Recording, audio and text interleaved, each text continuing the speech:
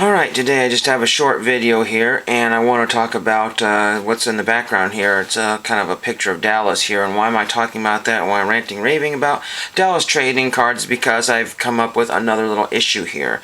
Now, I know there's the red set and the blue set, but the problem I'm having here is I've got a mixture, and then I started going to COMC, purchasing a few cards here and there, but those were for mostly TTM purposes and to finish up certain cards here. So most of those have been sent out. There's 2 or 3 cards that are gone, and hopefully they'll come back signed and I won't have to worry about that one.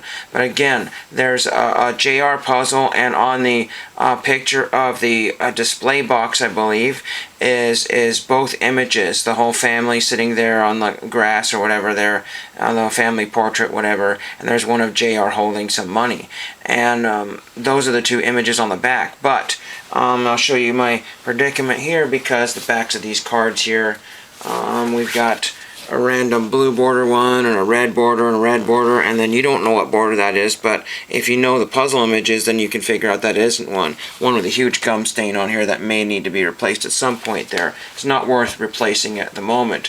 But again, one of the things that I have come to find out that eBay is where I need to go, because I'm looking at needing like over 40 cards, and between 15 or 40 odd cents plus $1.50 to $2 per card on COMC. That's no way of putting a set together when you can find them $14 or less on eBay. But here you go. When we go to the dreaded eBay here, I picked one seller here. I was asking the seller a question here, and let's get back to the task at hand. They haven't written back because I had emailed them about an hour ago, and that was a long time ago. So what we want to do is we need to go to the actual set here, and there's a bunch of sets here. I believe this is the one, 1981 vintage Dallas TV show complete 56 card trading set, J.R. Ewing EX to mint.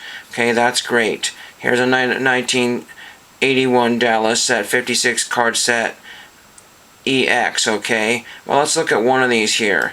Look at this one here first. And said, okay, that's 56 cards, they're pretty good, let's not worry about all this. Borders are never mint or anything like that. They're always, off kilter sort of thing. People are asking a little bit for card number 1, 2, and 3, so on and so forth here. There's all this here. And you notice anything about this here, usually off to the side they have multiple images you can look at. That's the only image you can look at. That's the only one. You can only, look at the one-of-one gallery here. So if I'm going to determine something here, so is this a complete set of the J.R. Ewing puzzle pieces, or is this a complete set of the family portrait? And he's like, well, maybe both puzzles are on one set. For only 56 cards, that's a pretty small puzzle there. That's 20 odd cards and 20 odd cards, and 27 or 9 or something like that. Anyway, funny. But again, there are just so many different variations there towards the backs there, I couldn't really be. So they don't even look at the backs. No one even cares about the backs. It just said you're getting cards number 1 through 56, and you should take it and leave it and enjoy it and like it. But I've been looking at some posts for Charlie's Angels collectors, and they were running to all different kinds of puzzle back problems where the cards were switched and this happened and that happened, and OPG slight variants, and they were like getting frustrated because they are set builders, they're completists, they want to know everything about the set. I would have to buy an ungodly amount of sets to even find out if I was going to be, now it's possible somebody completed the entire JR, want to put it together, but it doesn't say that in the listing here. And then we want to go to the next one here, and this person here shows all kinds of pictures here. Let's get a zoomed out view here, and the gallery here. That's number 1, 2. This was a set I was looking at maybe purchasing here. A nice blurry picture there, because you know how that goes. People don't like to reshoot their images. It's going to help sell the item. Was that more or less the same? You know, they're showing you pretty much every other card that's in the set. Who cares? Now guess what? They showed you only one back piece. That's the family portrait one. They've only shown you one card back. So absolutely no earthly clue of what you're getting. Again, another set build here. And again, regardless if you have a mixture or not, you're still going to need the exact same. You're going to need another 56 cards, whether it's red or blue. So even if this is this set here, I want to show you here. This set here, we go back to it here. Get out of the gallery here.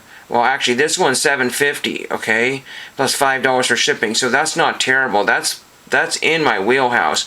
I would be happy to, even if I bought this and turned out that most of these are going to be duplicates anyway, I might still be doing okay just enough. Because if I buy 12 cards, 12 to 15 cards on COMC, plus the $6 shipping, that's way more than this. You know, I won't say way, but, you know, cards are down to 42 cents there. So, you know, say 2 cards for $1, that's 20 cards. And then plus the $6 for shipping. So, you know, that's 16 bucks right there. That's more than this. You know, so do I take a chance on you know, another set build and buy another one and another one, another one, and then buy the last cards I'm going to need? Crazy. I already have about 8 cards that have each version, and some of them are assigned, and then the other one assigned as well too. So very frustrating. Nothing you can do about it. And am I supposed to email each one of these people and tell them that this is what it's going to be? I was hoping to see if somebody would show the back of the cards here. Let's see if we can find one seller, because I only got a couple minutes here. This particular seller thought it would be funny to just show me only one back here. Now let's see what we have here for this one here. I can see a red border there, and I can't see anything else. All I can see is one tiny little piece of a red border, and maybe a tiny piece of a red border. That might be a blue border there, but I don't know. So I think we have, yet again, another mixture of borders, I think. I have to figure that one out. But I say again, they don't want to show you any more than they have to. Then let's look at this one here. Take a look at this one. Now somebody was also calling a lot a set, and they were saying get a set of 16 cards there. This seller here, I don't know if the same, but they're just showing you that it's saddled up in a brick there. And what do they say here?